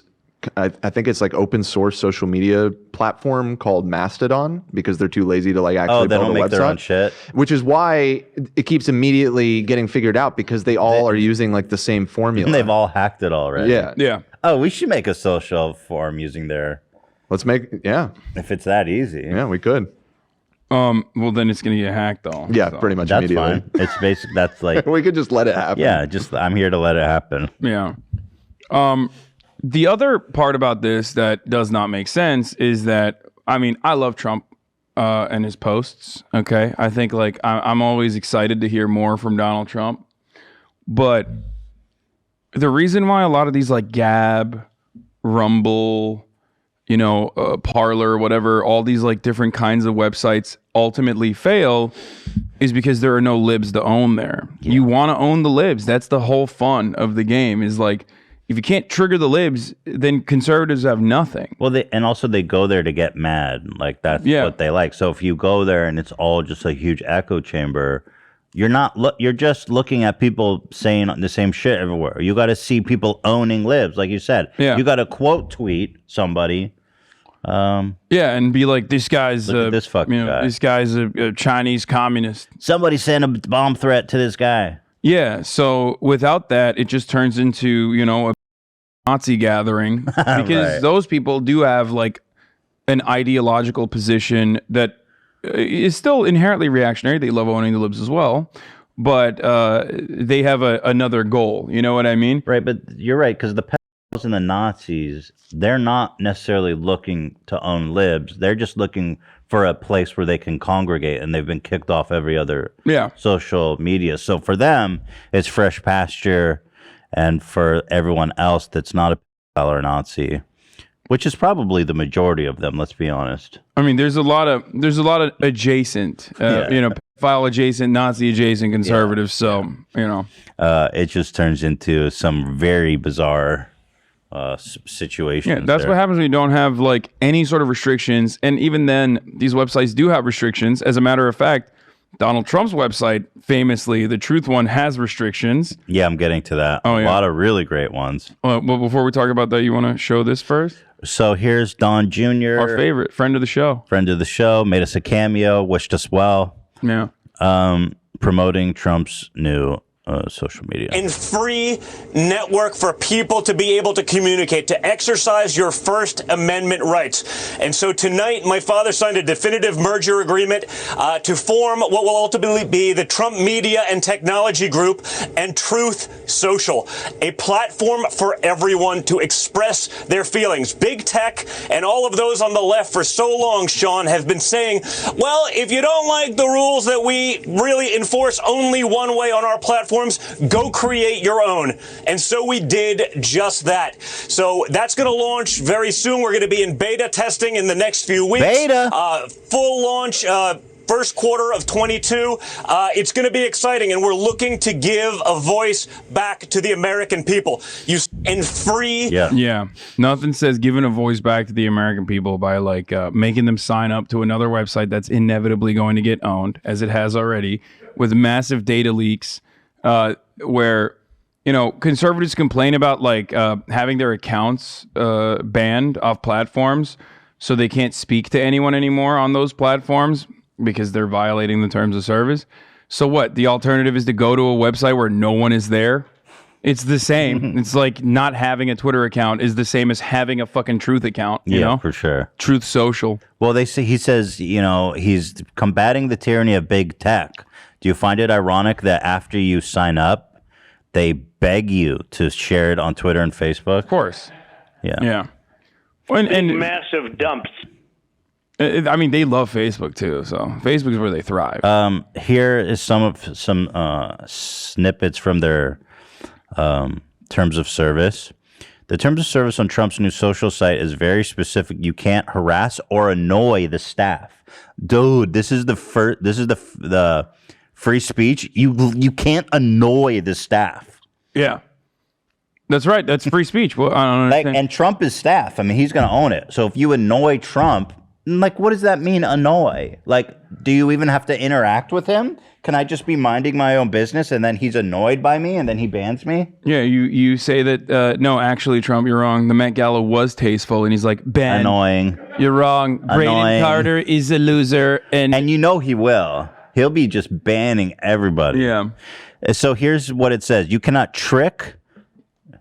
Again, trick is like very broad. Defraud or mislead us or other users, specifically in any attempt to learn sensitive account information. I mean, at least they know their audience. Like, this is literally like, please don't steal the information of like old racists that came onto this website by telling them that you have Iraqi dinars to purchase. Don't trick us, though. Yeah, please don't trick us. No funny business. Why don't they just write no funny business? Yeah. We like to troll. Use any information obtained from the site in order to harass, abuse, or harm other persons. Again, it's like, what do you mean obtained from the site? Like, if I see, it's just so broad.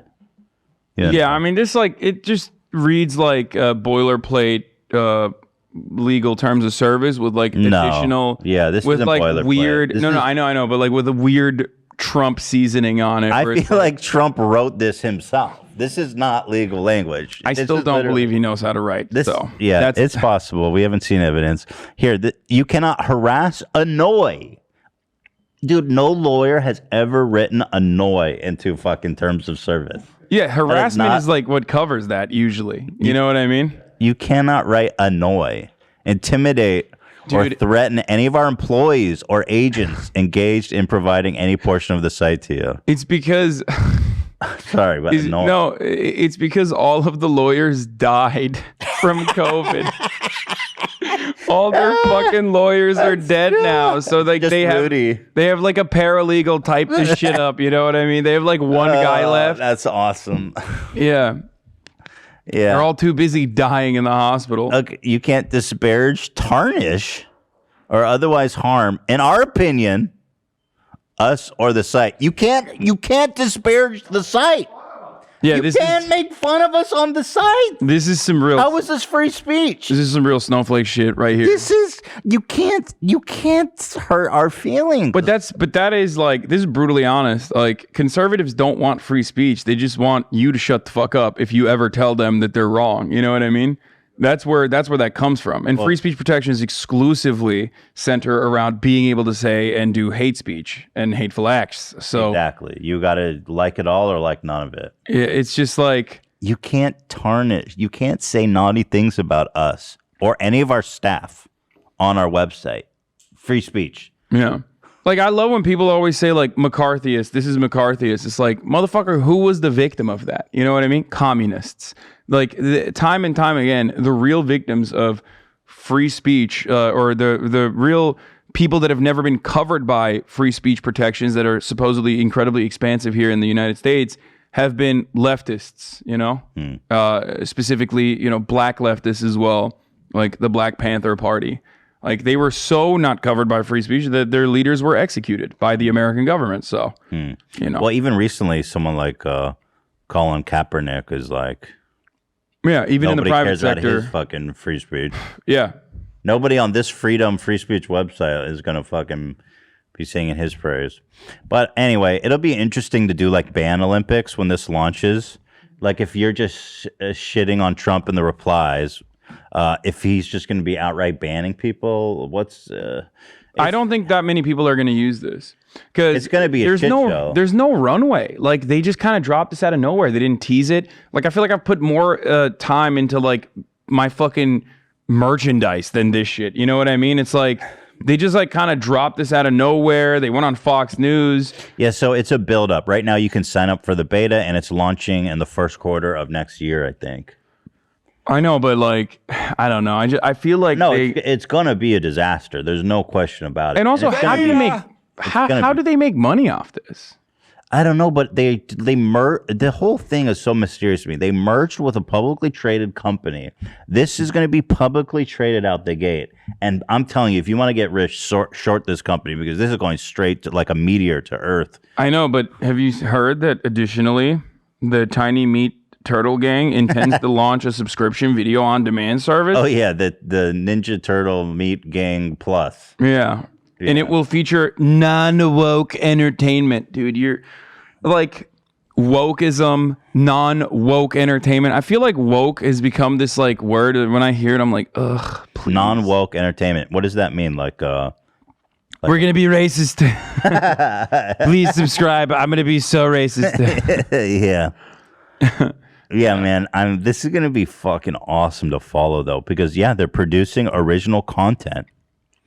And I just can't wait to see. I just can't wait to see it. It's going to be fantastic. It's going to be like every other fucking OAN, Newsmax style news coverage that looks like they always have like that weird filter almost where it just looks like there's Vaseline rubbed on the lens. You know what I mean? When you watch any of these like super fucking far right news coverages, like you're like, what happened? Why is the lens so? Why are you so crusty and greasy? What is going on there?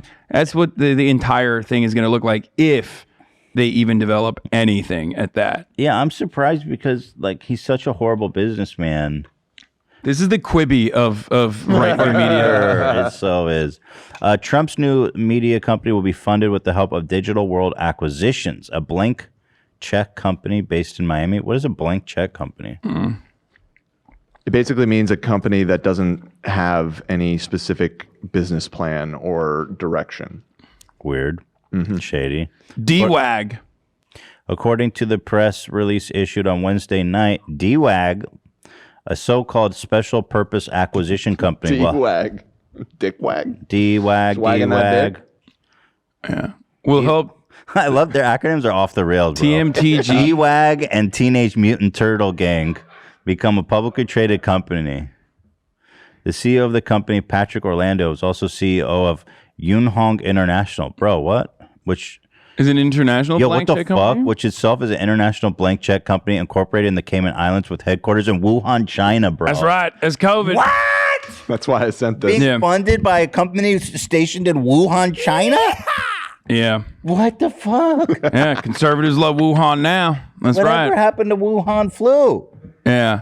Now it's Wuhan fund you. Yeah, it's got him. It's Steve Bannon was caught with another Chinese billionaire on a yacht. Remember when the U.S. Postal Service secret agents actually apprehended him for doing wire fraud for that and charity fraud? Yeah, for the border wall thing. Yeah. They love. I mean, these guys. I wonder what's the Chinese interest in funding this. I guess they just like to destabilize. No, there is. There are different factions within China. There are some very wealthy Chinese oligarchs that are as anti-state as you can get, as anti-CCP as you can get. And then there are psychotic, hyper right-wing cults like Falun Gong that actually fund the Epoch Times. Have you ever heard of Epoch Times? Yeah. So Epoch Times is a right-wing website. That's they're backed by the Falun Gong cult, and they're anti-Chinese state. Of course, they work side by side with the CIA for their anti-Chinese state leanings. Doesn't the government, wouldn't they, if there was a real big anti-state movement in China, don't they just come in and they disappear in the night? No, they operate outside of it. They're not in China. They operate, yeah. I mean, a lot of that stuff is just outside of the control of the Chinese Communist Party. But that's where it comes from. A lot of these billionaires and millionaires that are still very wealthy and whatnot, they will oftentimes have anti-Chinese sentiment and can get broad freedoms worldwide to run around and do whatever they want. And I mean, I don't know about this particular person, but if there's money to be made, they're gonna do it. I don't think that there's a destabilizing interest there. Right. Well, here he is on Hannity. It's probably good too. He's doing the rounds. Oh, is this what we just watched? Yeah, we just watched it. I thought he was on Tucker. So anyway, let's see. Yeah. You can also get. Oh, this is interesting. Here's another one. You can get banned on Truth for using too many capital letters. This one really blew me away because that's Trump's thing. It's just randomly all capsing words and stuff. The site's terms of service, however, lists some rules that would hamstring Trump himself. The site will ban, for instance, excessive use of capital letters. That's so why? But let the people use capital letters. I mean, it's that's let the people. Old hogs love doing that. Having the caps lock stuck. Man, none of this makes sense, which is also part of the reason why I think it's not going to pop off. Well, I'm going to be watching eagerly. We'll be following it on this show, and boy, I'm just so excited for this new social media empire. Suspicious that this is happening right as Facebook said that they were rebranding. I'm just gonna, I don't know, maybe this is the new Facebook. I would not be surprised if Zuck was teamed up with Trump. I love it to bring you. No, Zuckerberg loves making money. This is not a moneymaker. If someone else was doing this, Trump would call it Wuhan book or something. China book. Oh, for sure. Oh, the other thing, Getter was another website that was owned immediately, and it was overrun by hentai and ISIS content and videos of beheadings and whatnot. Yeah, wasn't that one? What was the other? The one with the chat room where people would come in and do like speeches and stuff. What was that one? Oh, that's like crap. That's like some Clubhouse. Clubhouse. Yeah. Yeah, I heard that like one of the most popular genres on Clubhouse is just openly anti-Semitic, neo-Nazi. Oh yeah, that's not surprising. Chat rooms. So it's always funny because like these guys will like come up with a unique way of making people communicate with one another, and then immediately a week later, Twitter is like, "We're announcing, rooms," and then it's like you're done. Now Clubhouse is done. Yeah. And Facebook will do that, Instagram will do that, whatever. So moving on to our next story, we touched on cops a little bit, but following up on that, cops are quitting their jobs over the COVID mandate. COVID has become the leading cause of death. Bringing home the bacon. You like that? I love that. Oink, oink. COVID has become the leading cause of death for officers, despite law enforcement being among the first group eligible to receive vaccines in the end of 2020. Thank you. The total stands at nearly 500 COVID-19 related deaths since the start of the pandemic, compared to 94 from gunfire from the same period. Which, by the way, when people say gunfire, remember, that doesn't always mean gunfire from, the bad guys. The bad guys. Often, more often than you would think, is friendly fire. Specifically in Colorado or Washington State, where like a lot of this stuff started popping off. There was one that was like a officer in training shot the other officer who was training him in the back of the head while they were engaging in. Yeah, I mean, that stuff happens all the time. Well, I followed the Breonna, oh God, I forgot her last name. What was her? Yeah, Breonna Taylor thing. Yeah. And when you watch the recreations of the shootings, I mean, these cops are so irresponsible.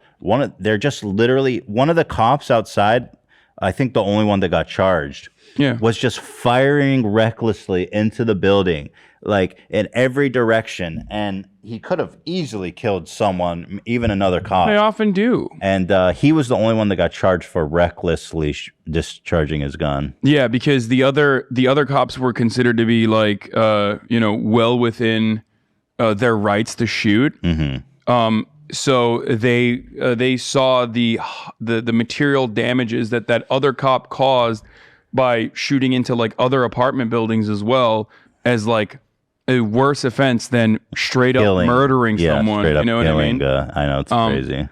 That story was awful, but also, no knock raids, regular occurrence. Yet another instance of like a lack of accountability, horrible training, and no de-escalation measures like put in place. It's just awful. So here is cause of death of law enforcement. You can see from 2001 to 2021, there's a sudden spike in deaths. Cops are getting absolutely murdered, like just straight up fucking murdered by COVID. Yeah, the felonious deaths are actually down. While their job becomes less dangerous, according to this graph, more and more are dying of COVID, quite a bit, and they don't want to get vaccinated. For the record, so cause of death for law enforcement, obviously 9/11 related is like in the aftermath of 9/11, there's still like cancer or whatnot. Yeah, that's kind of insane looking at like how many people actually died from that too. Yeah, well, that's because a lot of the cops that die, they die on the job because like they're driving recklessly. That's a huge one. Okay, they drive like fucking assholes, and then they get into collisions and they die if they're not killing other people, like the motorcyclist that was like murdered by a fucking cop, I think in Florida like last week. And then they die of heart failure very regularly, heart disease, and that's considered, again, an on-the-job, on-the-line death. They have other non-fallacious. And then same with COVID. Like they consider these they tack up the number. They put that on the tally, even if they're dying of COVID. And they're dying of COVID quite a lot, as you can see, and which makes sense. They're out there, they're with the masses, they're breathing people's, in space. So yeah, they should be vaccinated for sure. And therefore, it also is implied that if these guys are out there doing all this and dying of COVID, that the transmission of COVID to police is extremely high and that they have the potential to be spreading that shit around. They absolutely massively. are. They absolutely are, yeah. Like, they will be super spreaders, guaranteed, if not vaccinated. Yeah. And, of course, in the most predictable way, they have decided that COVID is not the real problem. The vaccine mandates are the real problem. And so they're quitting their jobs. Do me a favor, Dan. Pull up the video of the New York City cops throwing the guy at the subway who asked why aren't they wearing masks. Not only are they not getting vaccinated, they're refusing even to wear masks. In New York, there was a video going viral yesterday. A guy asked them, he's like, yo, you're in the subway. Why aren't you guys wearing masks? And they kicked him out of the fucking subway. Yeah, and he's like, I'm the boss of the subway, you know? They basically stealing the guy. He had already paid his ticket, his fare. And these motherfuckers, they're above the law. Clearly. 100%. Here it is. So according to the person who shot the video, all the guy did was ask if they would please put on their masks. So here's the result of that. Nope.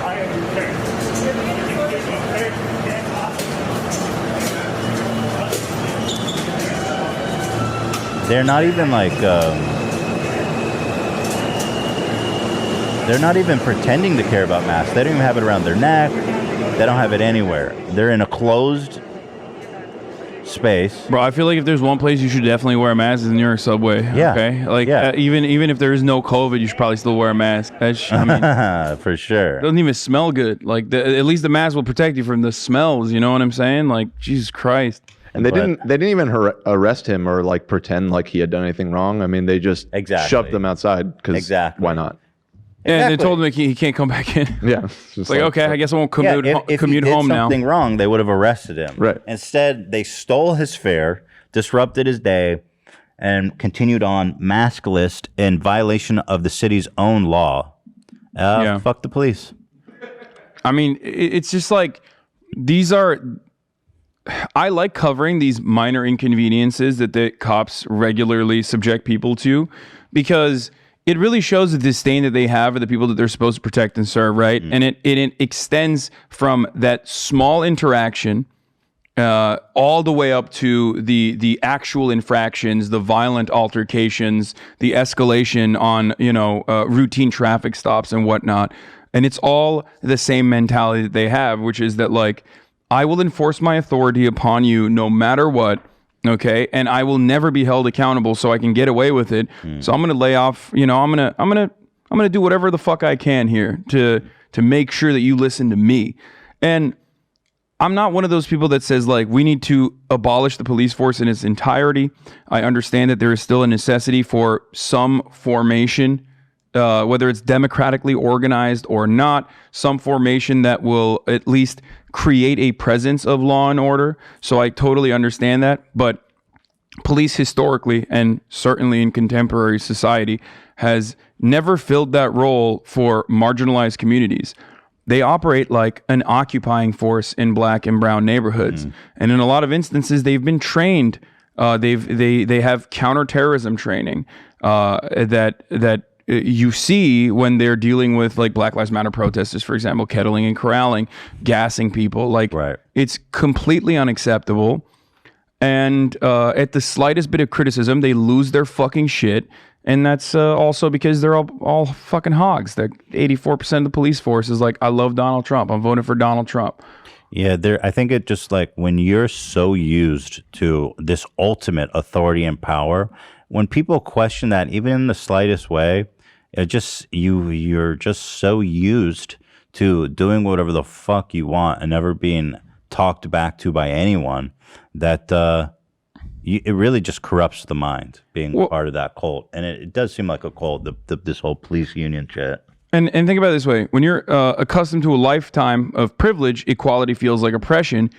For cops, that's on overdrive. Like, we think about the victimhood mentality conservatives have, where they're like, oh my God, Starbucks no longer has Christmas stuff on their cups. That's Civil killing war. me, brother. That's Civil war. Yeah. Vaccine mandates, a civil war. That is the mentality that they have. But this time they're like, well armed very dangerous, and also willing to do things. Like they can rob you of your freedom. They can rob you of your life. And in some instances, not even, go to jail for it. Not even be fired. Yeah. Let alone go to jail. Exactly. So it is just completely fucked from top to bottom. And of course, there is no mechanism to enforce any sort of accountability. The defund the police movement was met with so much criticism from the mainstream media. Rather than like trying to describe the intentions of that movement, which was created by activists on the street. They're not focus group testing their fucking message. It's like Black Lives Matter. And instead of being like, well, defund the police means like taking away some of these insane resources that we are affording the police force all around the country unconditionally at a time when education needs resources, social workers need resources, but all of that is being sent and spent on this violent paramilitary organization. And we need to change that dynamic a little bit. Instead of accurately describing those demands, they were like, no, this is bullshit. This is terrible. It's also freaking people out, while simultaneously continuing to freak people out. And if you watch a lot of right-wing media, you hear nonstop about how, the police have been defunded, and that's why there's crime everywhere. The police have been defunded. This is crazy. It's bullshit. The police have not been defunded anywhere. Can happen anywhere. The total is around $800 million so far that has been taken off the top of the police budgets. That means scaling back 1%, right, of the police additional revenue that they were going to get from the city. Like the additional amount of money that they were going to get. They're still the number one budget in most cities, right? Yeah. But even if you take like a little bit off the top, they're like, oh, fuck, we're dying. Or you're killing me. You're killing me right now. I'm literally dying. And Civil War. Yeah, Civil War. And to put that into perspective, $800 million seems like a lot of money, right? Yeah, well, certain cities have $700 million. Los Angeles has a budget of, $1.5 billion? And it's slated to be $3 billion. Like, that's nothing when you take like 10 million from the top and then give it back to the school program. You know what I mean? To try to at least sounds like Civil War to me. Yeah, to at least like focus on the root cause of crime that we know. Is that, crime usually comes from like class disparity, desperation. If you actually invest, it's like addressing the symptom rather than the cause, right? It's like if you invest that money back into poor neighborhoods and school and after school programs, and then then there's going to be less crime. Yeah, it leads to a decrease in crime. There's a trackable decrease in crime in areas where there are more after-school programs and whatnot.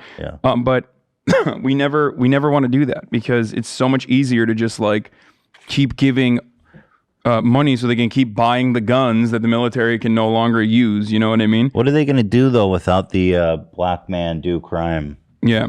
For the record, it was $840 million in cuts across the entire country. The LAPD budget is $1.76 billion. The budget of San Francisco Police Department alone is $700 million. Baltimore, $536 million. Yeah, I was pretty shocked. I saw LA's city budget, and the cops was like over 50% of the budget, like by far. Does that sound right? Yeah, something along those lines. I talk to cops a lot. Unfortunately, I have to interact with them for, obvious reasons. And what obvious reasons? Well, similar stuff that happens to you from time to time. You know what I mean? Oh. So yes. Anyway, and every fucking time, dude, every time it's like, oh, we hate that our resources are spread so thin. It's like, oh, we can't handle it. It's like, well, maybe you shouldn't handle some of that stuff. Some of that stuff could absolutely be handled by social workers. Yeah, people who are trained to deal with, for sure.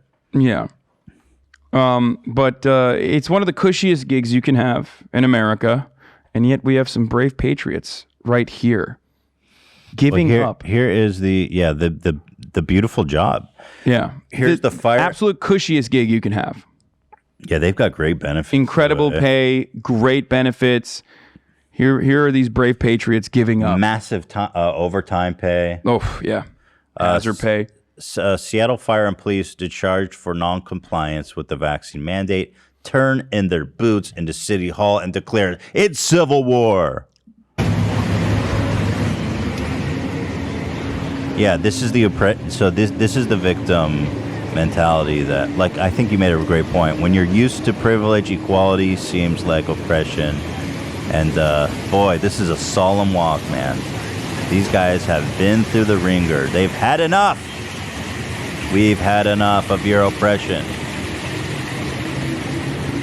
Damn, this is solemn, dude. This is serious. Wow. Yeah. Turning in those boots. Yeah, it's madness, dude. It's madness. What will happen now? Bedlam, absolute bedlam. Here's more. Oh, what is that? This is this LA City budget, right? So the police is 52.4%. Yeah, wow, that's crazy. And then where's education? Well, education comes from the federal. Education comes from the state. So it's. But I mean, some does. But I mean, maybe a good thing to look at would be like parks or like libraries. Public works. I'm surprised for libraries even get 5%, bro. I thought it'd be lower than that. Yeah. Who needs books, brother? We need more. We need to make sure that every cop can have an armored personnel carrier that you can't even fucking drive in Los Angeles streets. We need anti-artillery tanks. 5%. We need that microwave gun, the active denial system that you just like the microwave gun they're scrambling people's brains with. No. There's an active denial system that the U.S. military created. It's kind of like LRAD 2, long range acoustic devices. These are all like anti-riot measures that they originally used in Iraq, and then they started using on American citizens, of course, immediately. The LRAD is like so insanely loud that you can't stay there. If you ask cops, though, when they're using it like they do in Portland all the time, they'll say, oh, it's just a PA system. No, the fuck it's not, bitch. It's literally a weapon. And the active denial system straight up burns, like boils the water particles like a microwave does on your skin, so it feels like your skin's on fire. Wow. Yeah. I don't know if it's been in use in the United States yet, but it's out there. Dan, put that graph back up real fast. I mean, that tells the whole story. In a society when you're spending 52% of your budget on the police, I mean, just imagine the utopia we could live in, where you even just cut that in half and distribute it against other beautiful, like if we had parks and libraries and cities and stuff like that and city public works, just imagine what a beautiful, blessed city this could be. Oh, and that was actually 2019, 2020. Here's 2021. That's what I don't get. Now it's even more. Like, why is it going up? That's what I'm saying. They like. Why does it go up? It's always going up. But why? Because crime. That's why. That's the only way to tackle crime. Crime is down, isn't it? Like crime is down. Well, crime historically is down from the 90s and whatnot, and but overall, like crime has increased. And but the reason why he's a Democrat, he's a liberal. But of course, liberals love cops. The thing is, the reason why crime is increasing, especially in like cities and whatnot, is because homelessness is increasing. It's because people are in horrible conditions. And do public housing. Yeah, imagine like that. If you eliminated some of the material needs that these people have for survival, you would eliminate a gigantic chunk of the need to do crime. People aren't doing crime because they're bad. Okay? So this is $5.4 billion. So the police are getting half of that. So 2.7 billion. Yeah. Imagine the public housing projects you could do, the parks, the libraries, the shelters. I mean, that is so much money. You want to know where a lot of that police budget is spent? Tell me. Lawsuits. Not all of it, but like a big chunk of that goes to malpractice, lawsuits, paying victims. Because you hear about this. People sue the city or the state for a cop accidentally killed my spouse when I was in the car. Damn. And then you fucking sue the state and you get like a massive $50 million payout. Well, if you're white. If you're white. We pay that and the cop gets to continue working. Yeah. Well, he's got to do that. He had to. He has to kill people. Come on. I didn't realize that so much of it. I actually would love to see a breakdown of how much of that budget goes to just lawsuits. Well, Kenneth Major is running for comptroller, and he actually does a pretty good job. Shouts out to Kenneth. Wait, hold on. He's a certified public accountant, housing justice activist, and he's running for Los Angeles City Controller in 2022. And he often has like these big breakdowns of the LA budget regularly, where he talks about, the proposed budgets, and he'll like break down all of the different ways that people spend that revenue. Oh, do we have intel on how much it goes to like settlements and lawsuits? I'm looking to see if I can find it off the top of my head, but I don't know if there is one of those. Yeah, this is some sad shit, man. Shame on the mayor for even approving that. What a fucking nightmare. Yeah. Yesterday, the LAPD sent 30 to 40 cops, a helicopter, a K-9 unit over a homeless person that was in a vacant house, and then they found no one. Helicopter? Yeah. For one homeless dude in a vacant house? Yeah, on Sycamore and Sunset Boulevard, Hollywood, 2 days ago now. By the way, when I lived in Woodland Hills, there was always, every fucking afternoon, and it was like a relatively safe neighborhood, I think. But it was right off the freeway, so I didn't know what was going on. There was a LAPD helicopter that would fly super fucking low and circle my house, like for like 20 minutes every day. And then we found out that one of our neighbors is related to that cop. So he would come do a free ride over the neighborhood every day for 20 minutes in an LAPD copter and just like say hi to. Isn't that fucking annoying, but though? How much money is that? I was like, I'm gonna call I'm gonna do something. I'm gonna complain. This is fucked up. And it was actually scary because sometimes he'd be on the intercom saying shit, and it looks like because I'd be in my backyard chilling, and it would look like he was like specifically there fucking with me. Yeah. Yeah, that's crazy.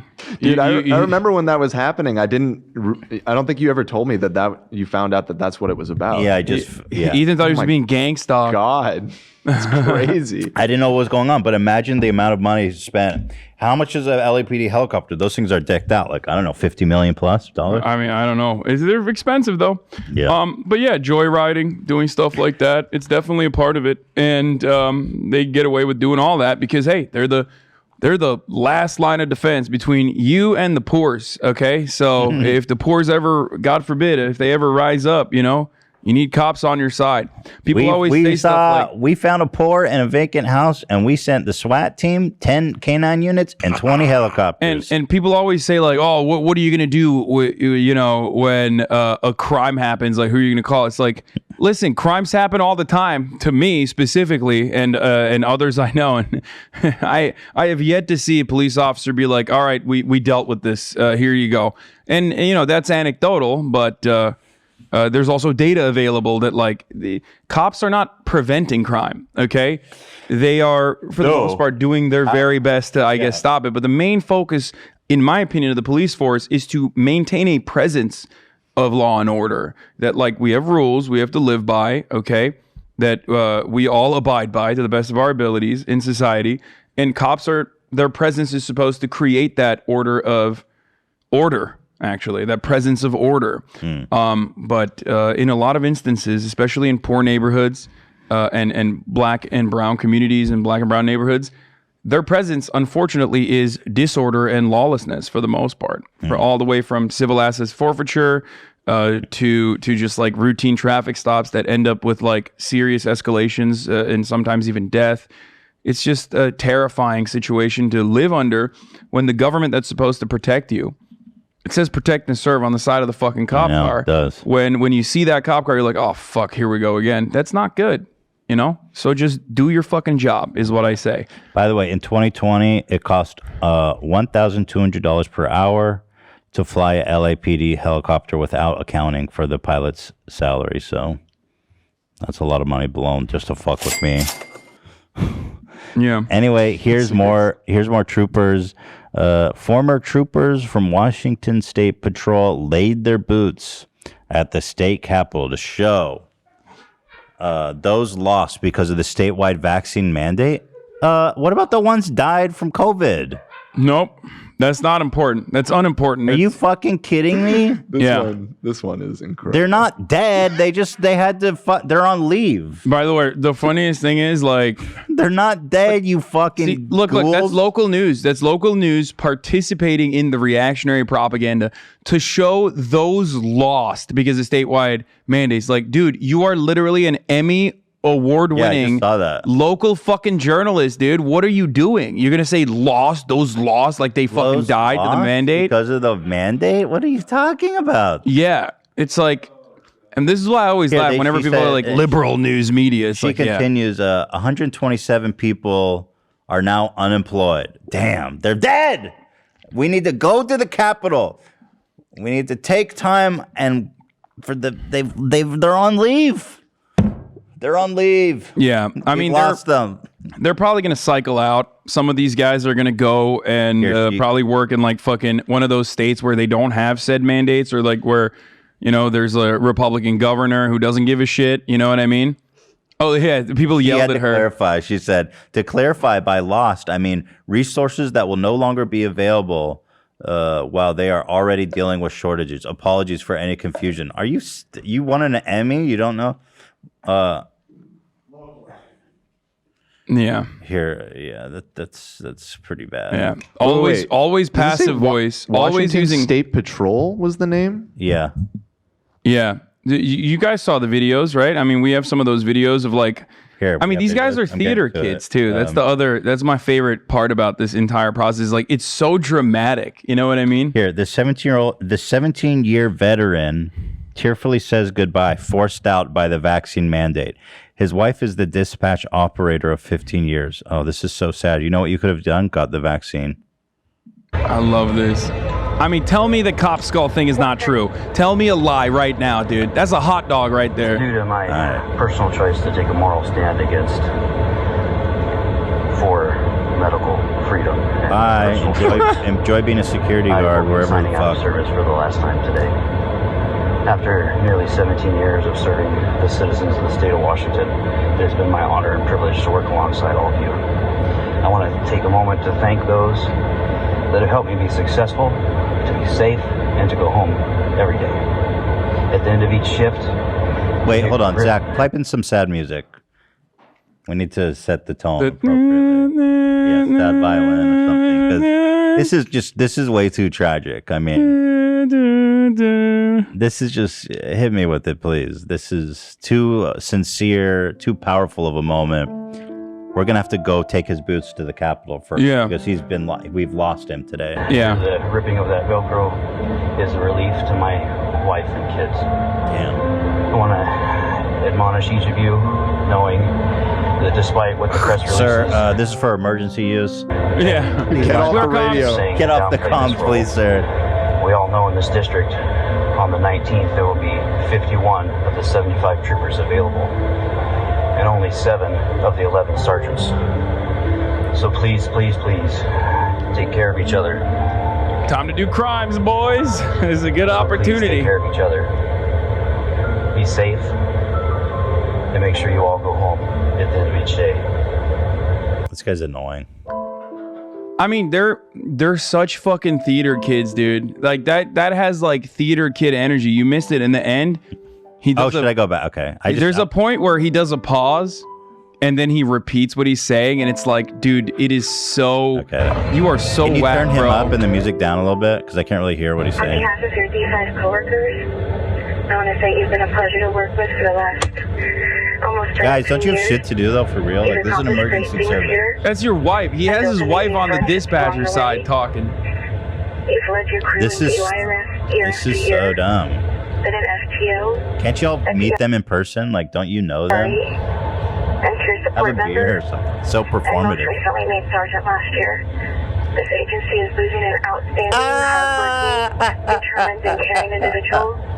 I'm honored to have been your dispatcher, but mostly proud to be your wife. Our future is bright. Thank you so much for your service, 110. He's crying. What a pussy. Sorry, toxic masculinity. For being by my side. Thank you for being by my side. Martha. Fuck these guys, man. It's awesome. Well, like you said, they've got the best, cushiest job. All you have to do is take a fucking vaccine like every federal employee.